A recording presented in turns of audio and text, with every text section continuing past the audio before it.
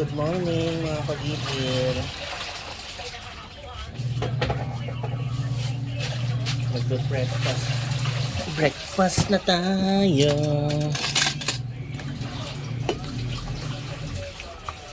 At marami akong gagawin ngayon, ano? Maglalaba ako. Ayan, siguro naririnig nyo, naglalaba na ako. Tapos maglilinis ako ng bahay. Magtatapon ng mga hindi na ginagamit. Kasi masyado ng tambak dito sa bahay.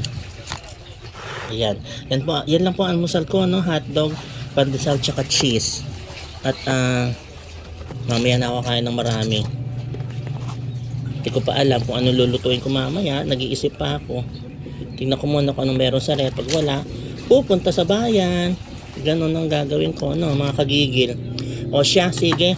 Mamaya na lang. Ingat kayo palagi. God bless you all, mga kagigil.